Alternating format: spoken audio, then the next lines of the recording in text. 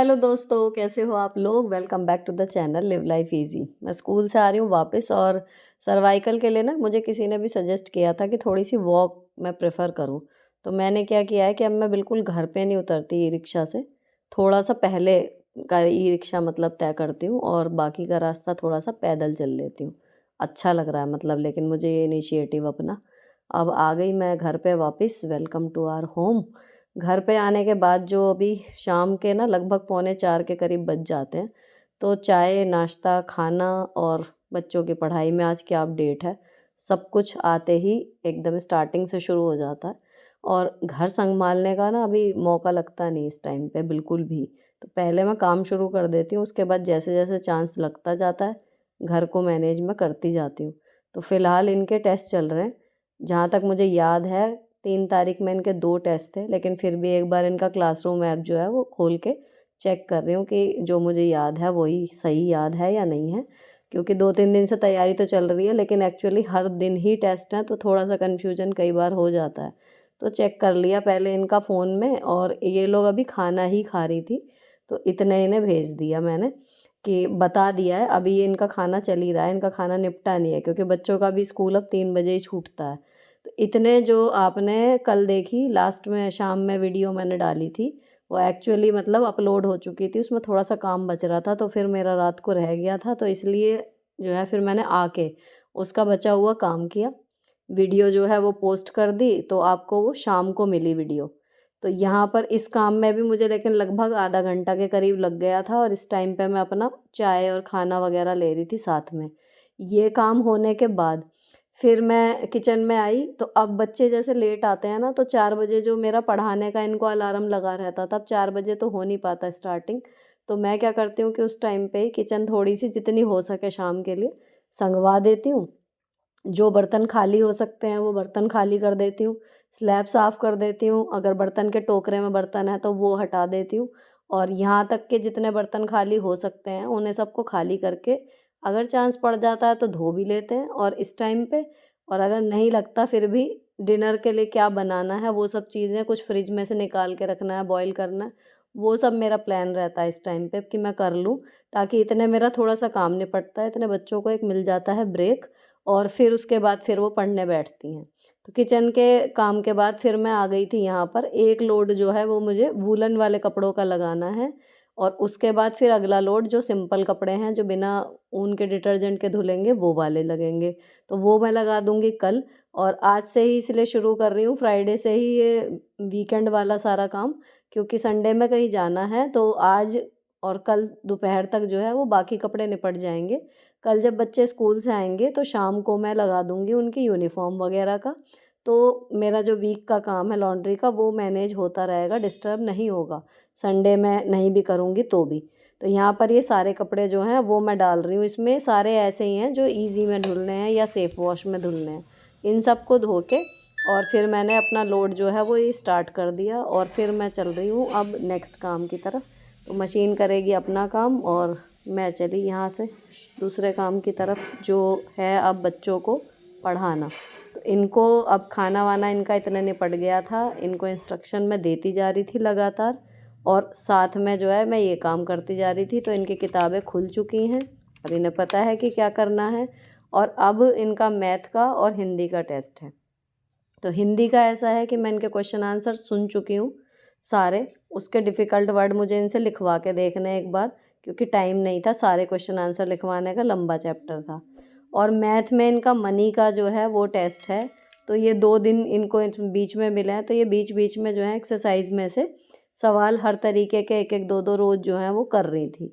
आज क्या करूँगी मैं, जो ये मैं प्लेन पेपर पे वर्कशीट बनाती हूँ, कई बार मैंने आप लोगों के साथ शेयर किया है, तो मैं दोनों के लिए क्या करती हूँ, इसमें बीच में कार्बन पेपर लगा लेती हूँ, और जितने भी तरीके के क्वेश्चन हैं इसमें, उसमें से कोशिश रहती है कि हर तरीके के एक दो क्वेश्चन इसमें आ जाएं। ऐसा करने से क्या है, एक तो एग्जैक्टली सारा जो चैप्टर है उसमें किस तरीके के प्रश्न हैं वो सारे एक बार मेरे हाथ से खुद निकल जाते हैं। दूसरी चीज़ है कि क्वेश्चन उतारने का, देखने का, ढूंढने का, या मैं टिक लगवाऊँ, वो सब चीज़ें जो है बच्चे का टाइम किल होता है वो बच जाता है। और दूसरा इसमें जो है ये आराम से करती हैं, तो इनको वर्कशीट वाली फीलिंग आती है जैसी स्कूल में इन्हें मिलती है। तो ये बहुत अच्छा मतलब एक वो है तरीका, अगर आपके पास टाइम भी कम है और आपको एक्चुअल में जांचना है कि बच्चे की तैयारी कैसी है। अब यहाँ पर मैं ना ये लिखती जा रही हूँ, बीच में कार्बन लगा हुआ है, और 1.5 पन्ने में लगभग मैथ के सारे क्वेश्चन आ गए थे। वर्ड प्रॉब्लम जो है वो मैं इनसे सुनूंगी कि किस में क्या हमें प्रोसेस करना है और स्टेटमेंट क्या बनेंगी, इस तरीके से होगा। वर्ड प्रॉब्लम मैंने इसमें एक आधी दी है। और हिंदी का जो है वाक्य बनाओ वो रह गया था, और शब्दार्थ आज के लिए। तो आज वाला काम फिर मैंने इनको लिखने के लिए ही दे दिया था। तो इतने मैं जब मैथ की वर्कशीट बना रही थी ना, तो शब्दार्थ तो इन्होंने कॉपी में लिख लिए थे अपनी, और वाक्य बनाओ मैंने इस शीट में दे दिए। तो यहाँ पर ये वर्कशीट बन गई। इस काम में आपको 5 से 10 मिनट लगेंगे, लेकिन जो रिज़ल्ट है वो काफ़ी ऑथेंटिक होता है। बजाय ऐसे ही सुनने के, या फिर मतलब बच्चे से बोलें कि फ़लाँ क्वेश्चन करो और इस वाले में से ये उतारो, आपका टाइम जो है वो बच्चे का काफ़ी हद तक इसमें बच जाएगा। इस तरीके से अगर आप वर्कशीट बना लेते हैं, और अगर आपको टाइम लगे आप रात में बना के रख लो, एक दिन पहले बना के रख लो, ये भी कर सकते हो। मेरे पास थोड़ा टाइम का इशू है, इसलिए मेरे को तो इसी टाइम बनानी होती है। तो अब ये वर्ड प्रॉब्लम ऐसी हैं कि कुछ मल्टीप्लिकेशन की हैं, कुछ डिवीज़न की हैं, इनको मैं बाद में सुनूंगी। फ़िलहाल इन्होंने करना शुरू कर दिया है, हर वर्कशीट में क्वेश्चन को सॉल्व करने की मैंने इसमें जगह छोड़ी है। तो ये हो गई जी बच्चों की पढ़ाई की बात। अब चलते हैं अगले काम की तरफ। इनको मैंने वर्कशीट दे दी और मैं आ गई थी बाहर किचन में। किचन में जो है मुझे बनाने हैं आज डिनर के लिए बेसन के गट्टे। तो मैं वहाँ की तैयारी में आ गई थी। तो पहले मैंने बेसन जो है वो गूँथ के फिर उसके गट्टे उबलते भी हैं। थोड़ा सा टाइम कंज्यूमिंग है, स्टार्टिंग थोड़ी सी जल्दी करनी पड़ेगी तो ये बन जाएंगे। अगर मैं सोचूं कि 7:30 बजे किचन में खड़े होके सडनली बेसन के गट्टे बनाने का प्लान करूं तो थोड़ा सा लगता है कि टाइम ज़्यादा लगेगा एंड ऑल दैट। तो मैं बच्चों को काम देके इतने वर्कशीट सॉल्व करेंगी, मैं आ गई थी किचन में। मैंने बेसन निकाला तो ये डब्बे में लास्ट बेसन इतना ही था, तो मैंने यहाँ बेसन पलटा और डब्बा रख दिया धोने के लिए। इस तरीके से आपके डब्बे रोटेशन में चलते रहे ना, तो आपके डब्बे कभी बहुत ज़्यादा गंदे होंगे ही नहीं। अब इसमें जो मसाले जा रहे हैं ना, वो नमक, मिर्च, धनिया और जीरा पाउडर जा रहा है, थोड़ी सी हींग जाएगी। हींग की भी डिब्बी अब ये खाली हो गई है, तो इसको भी रखूँगी फेंकने के लिए, और दूसरी डिब्बी जो है वो मैं खोल लूँगी जब सब्ज़ी में डलेगा ग्रेवी में, तब। इसका काम तो हो गया। और हल्के से गुनगुने से पानी से मैंने इसको गूँथना शुरू कर दिया बेसन को। अच्छा, बेसन ना थोड़ा चिपकता ज़्यादा है, तो इसमें हमें यही है कि थोड़ा थोड़ा पानी मिला के टाइट टाइट गूँथना है। अगर थोड़ा भी पानी ज़्यादा हो जाता है तो फिर ये मैनेजेबल नहीं हो पाता, बहुत ज़्यादा चिपकता है। अब इतने एक बार इसकी शेप सी बन गई बेसन की, तो मैंने कढ़ाई लेके पानी रख दिया इसमें। जब इस पानी में बॉईल आ जाएगा ना, तब हमें गट्टे इसमें छोड़ने हैं। तो गट्टे की शेप इसमें बनाने से पहले बेसन जो हमने गूँथा है उसमें थोड़ा सा सरसों का तेल या जिस भी तेल में आप बना रहे हो वो थोड़ा सा मिला दो। तो ये जो है हाथ में कम चिपकेगा, और जब पानी में डालेंगे तो ज़्यादा घुलेगा नहीं, अच्छे से बन जाएंगे गट्टे। तो इसकी मैंने लोइयाँ सी तोड़ ली छोटी छोटी, पतले ही बनाऊंगी ताकि ये ज़्यादा मोटे बनाने में ना फिर अंदर से कई बार कच्चे रह जाते हैं या हार्ड रह जाते हैं। तो अब थोड़े पतले बनाएंगे तो आसानी से 5-7 मिनट में ही, जब ढक के पकाएंगे तो उबले हुए पानी में फटाफट से ये सॉफ्ट हो जाते हैं। इनके मैंने हाथ से इस तरीके से मल के बना लिए रोल से ये। तो ये गट्टे जो हैं 5 बने हैं, इतने में 5-6, 5 ही बने हैं। इनको जब मैं बना रही थी इतने पानी में उबाल आ गया, बबल्स दिखने लगे, तो मैंने ये सारे जो हैं छोड़ दिए पानी में। अब इनको थोड़ी देर ढकना है। इन्हें रखने के बाद, ढकने के बाद ये लगभग 5 से 7 मिनट ही रखना है, और मीडियम फ्लेम तक भी आपका काम कर जाएगा, ज़्यादा धीमी रखने की ज़रूरत नहीं है। तो ये जब पक जाएंगे तो उसका पता कैसे चलता है कि इसमें हम चाकू या चम्मच इस तरीके से डाल के देखेंगे तो वो बिल्कुल भी सनेगा नहीं। अगर आपका चाकू बिल्कुल क्लीन आता है ना, इसका मतलब गट्टा अंदर से पक चुका है, अब आप इसको निकाल सकते हैं। तो मैंने इसमें से इसे निकाल लिया, और इस पानी को फेंकेंगे नहीं, ये पानी हमारा सब्ज़ी में यूज़ होगा जितना हमें चाहिए उतना। तो इस कढ़ाई को मैंने एक तरफ रख दिया था, और अब इसकी ग्रेवी के लिए जो हमें तैयारी करनी है वो इसमें जाएगी प्याज। तो पहले प्याज काट ली है। अब इसे काटने के भी ऑप्शन है कि आप चाहें तो इसे बिल्कुल अच्छे से पीस लें, या फिर आप इसे बारीक बारीक काट भी लें। दोनों ही तरीके से बन जाती है, जैसे कोफ्ते की ग्रेवी बनती है, कुछ कुछ इस तरीके का हिसाब किताब इसका है। तो यहाँ मैंने प्याज आज धोते हुए शूट भी किया है, क्योंकि अक्सर मैं धोती हूँ, अगर मुझे लगता है, लेकिन कई बार कमेंट आते हैं कि मैं प्याज धोती क्यों नहीं हूँ, धोती क्यों नहीं हूँ, तो मैं धोती हूँ, लेकिन वही होता है कि कैमरा वहाँ से उठाओ यहाँ लाओ, तो एक स्टेप ये कई बार मिस हो जाता है। अब मैंने यहाँ पर प्याज जो है वो बारीक बारीक काट ली। अच्छा, इस टाइम पे आई हुई है प्रियंका, तो वो यहाँ रहने के लिए आई हुई है। मैं अभी मतलब अपने काम में लगी हुई थी, तो वो मिलने के लिए इस टाइम पे यहीं पर वो बैठी हुई हैं सोफ़े पर, और मेरी और उनकी बातें चल रही हैं, और साथ में मैं सब्जियों की चॉपिंग कर रही हूँ। प्याज जो है वो काट ली, उसके बाद मैंने 3-4 जो हैं वो लहसुन की कलियाँ काट ली। बारीक बारीक काट ही रही हूँ, लेकिन यहाँ पर आप चाहें तो अदरक लहसुन का पेस्ट जो है वो भी यूज़ कर सकते हो। मतलब कुल मिला के ऑप्शन है कि ये चीज़ें पिस भी सकती हैं और बारीक बारीक काट के भी आप यूज़ कर सकते हो। और जी इसमें जाएगी अदरक, तो मैंने अदरक जो है वो छोटे वाले कद्दूकस से घिस ली। ये तीनों चीज़ होने के बाद चाहें तो इसमें हरी मिर्च डाल सकते हैं, लेकिन मैं नहीं डाल रही हूँ।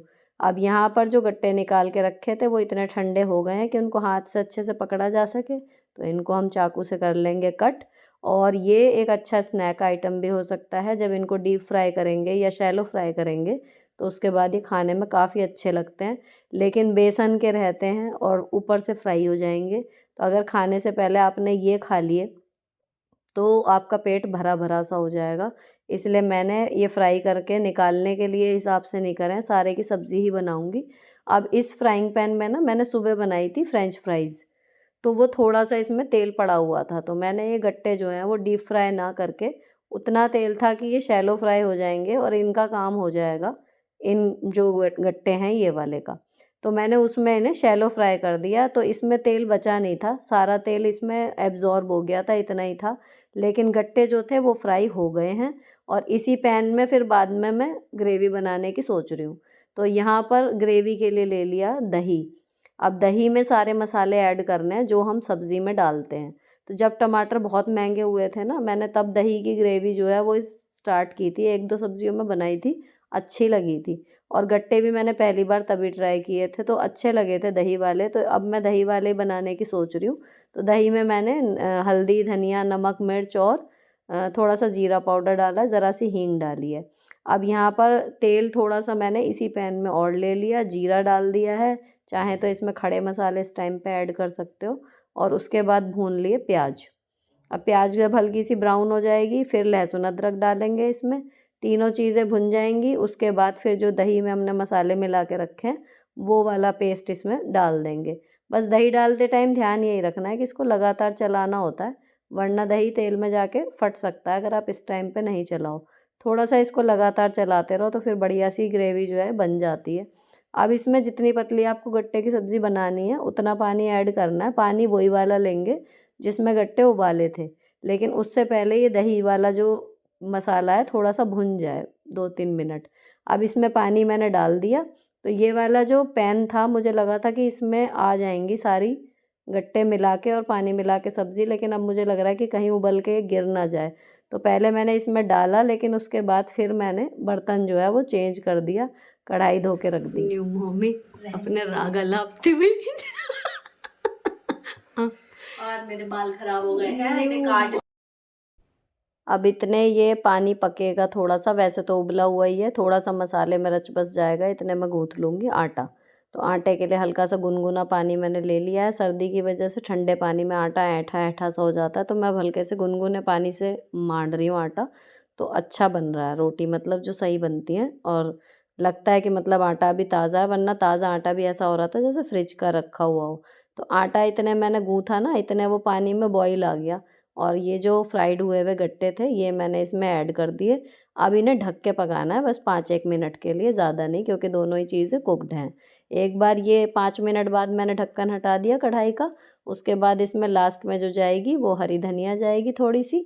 तो हरी धनिया मैंने धो के निकाली और इसमें जो है काट रही हूँ। ये धनिया भी लास्ट ही है, और अब इसमें डलेगा गरम मसाला, और यहाँ पर आपकी सब्ज़ी जो है वो रेडी है। खट्टी खट्टी सी, चटपटी, अच्छी सी ये सब्ज़ी बन जाएगी। आप चाहें तो इसमें ग्रेवी कम रख सकते हैं, जो मुझे भी लगा, लेकिन ठीक बन गई थी।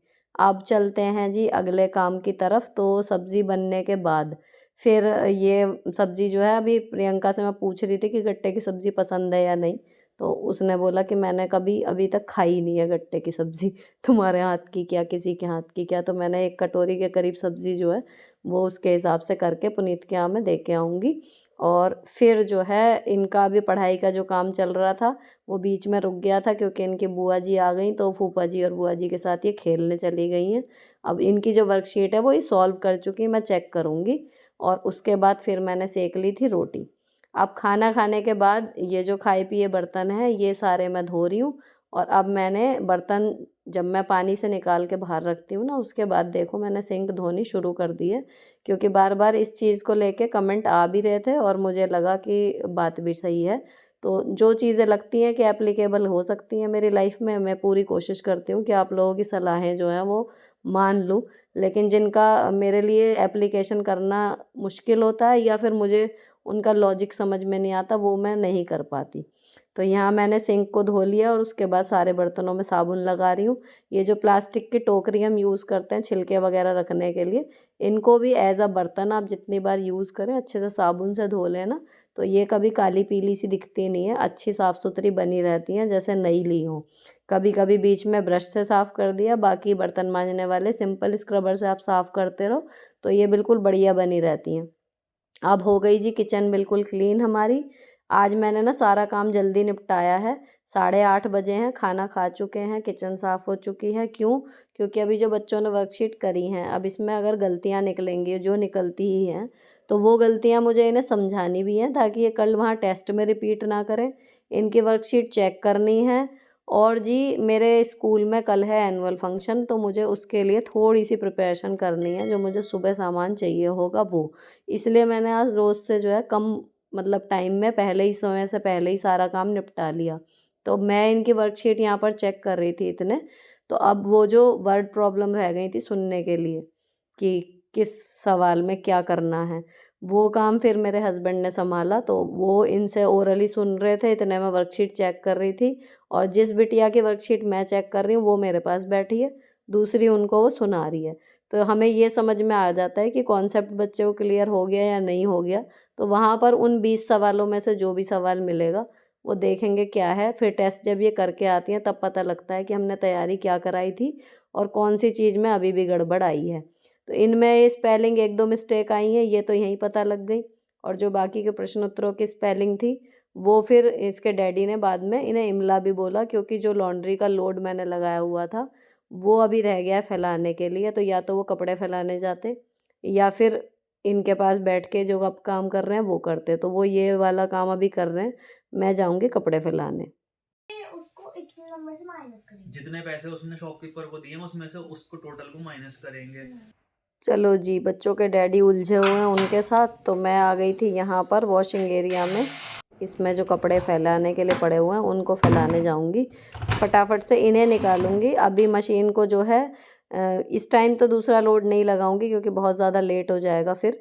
लेकिन मेरा प्लान ये है कि अभी इसके बाद का जो लोड है ना उसको मैं रेडी करके रख दूँ। अब ये कपड़े सुखाने के बाद समझिए घर का जो है ये आखिरी काम है और कोई काम नहीं है। बच्चों की पढ़ाई भी अब आखिरी चरण में चल रही है। वो अब मुझे जो आवाज़ें आ रही हैं, हिंदी के वर्ड्स का डिक्टेशन चल रहा है, मैथ कंप्लीट हो चुका तो वहाँ से भी सॉर्टेड हो गया, कंप्लीट हो गया काम। और इन कपड़ों को फैला के घर का काम भी ख़त्म।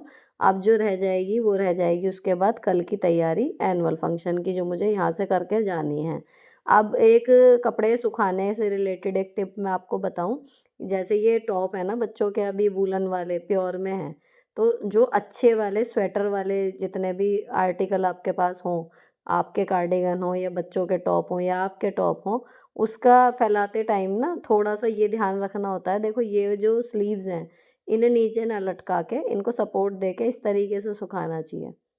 मतलब ये पर्सनल उससे बता रही हूँ क्योंकि इनकी जो मतलब मेन प्योर वालों में ही है, ये सिंथेटिक वगैरह में स्वेट शर्ट में कुछ नहीं होता, लेकिन इनमें होता है। इनकी फिटिंग अगर आपको सालों साल बनाए रखनी है तो इनका जो बाजू है ना वो ऐसे लटका के ना छोड़ के इनको हल्का सपोर्ट दे के रखो, तो आपकी बाजू की और जो मतलब बदन में जो स्वेटर आता है उसकी फिटिंग बिल्कुल बढ़िया बनी रहती है। तो ये प्योर वाले स्वेटरों में थोड़ा सा ध्यान रखना पड़ता है। अब बाकी के कपड़ों में ऐसा कोई नाजुक कपड़ा नहीं है, इनको मैं फटाफट से सुखा दूंगी। अच्छा, एक लोड लगाया था और वो भी बहुत फुलर वाला नहीं था, तो थोड़े से ही कपड़े हैं, इनको फटाफट फैला के जी यहाँ पर मेरा हो जाएगा काम ख़त्म। अब चलते हैं नीचे फटाफट। अब आपको बताऊँ एनुअल फंक्शन के लिए क्या क्या तैयारी करनी है। एक तो जो बच्चों को कराना था, एक तो हमारे यहाँ तो बच्चे मतलब विंटर ब्रेक के बाद इतना डिस्टर्बेंस सब कुछ चल रहा है कि मुझे तैयारी कराने का मौका ही नहीं मिला। और सडनली जो है वो ये हो गई कि डेट डिसाइड हो गई कि जी एनुअल फंक्शन है फलां दिन का। तो जो भी थोड़ी बहुत तैयारी बच्चों की कराई है वो तो मैं वहाँ करा के आई हूँ। आज काफ़ी हद तक करा के आए हैं स्कूल में, सिटिंग अरेंजमेंट वगैरह कैसे करना है। बाकी देखो ये जो गुब्बारे के फूल से बनाए थे ना बर्थडे पे, ये अभी तक चल रहे हैं। 1-2 गुब्बारे इसमें पिचके हैं, बाकी ये चल रहे हैं। तो मुझे ये ऐसे के ऐसे ही फूल बने हुए ही इनको मैं लेके जाऊँगी और ये वहाँ पर डेकोरेशन में काम आ जाएंगे। तो ये एक तो लेके जाने हैं। अब इनके ये 7 फूल हैं जो टोटल बनाए थे हमने। इनको कुछ इस तरीके से मतलब बांध के रखने का हिसाब देखना पड़ेगा कि जब ये पकड़ूँ तो मतलब एक ही बार में सारे हाथ में उठ जाए, भले मैं गुब्बारे वाली क्यों ना नज़र आऊँ। क्योंकि एक साथ मतलब ये 7 फूल, फिर मेरा पर्स, बहुत मुश्किल सुबह होने वाली है। लेकिन ये है कि इनको मैंने इस तरीके से प्लान किया है कि इन्हें एक साथ बांध दूँगी। अब ये ना देखो पीछे फ्लावर थे प्लास्टिक के, मैंने बर्थडे वाले व्लॉग में भी दिखाए थे। इस तरीके के ये बहुत बढ़िया लगे मतलब मीशो से, और याद रहा तो मैं लिंक भी दूँगी इनका। इसमें बलून फंसा के इतने बढ़िया फ्लावर ये बन गए थे और ऐसे के ऐसे जो हैं मतलब अभी तक चल रहे हैं, वरना इधर उधर भगे फिरते हैं ये। उसके बाद हार के मुझे कहीं ना कहीं बांध के इन्हें सेट करना पड़ता है, ये बच्चे फिर फोड़ते हैं पर्पजली इनको। तो ये सारे हमने उतार लिए। अब जो है पंखे के ऊपर का एक रह गया, वो मेरे हस्बैंड सीढ़ी लगा के ही उन्हें हटाना पड़ेगा। और अब मैं आ गई थी दोबारा वॉशिंग एरिया में। तो जो सिंपल वाले कपड़े हैं ना, मैं अभी कह रही थी कि लोड रेडी करके रखने की सोच रही हूँ, तो वो ही मैं कर रही हूँ। ये सारे कपड़े मैंने डाल दिए इसमें और इसको स्टार्ट करूँगी मैं सुबह।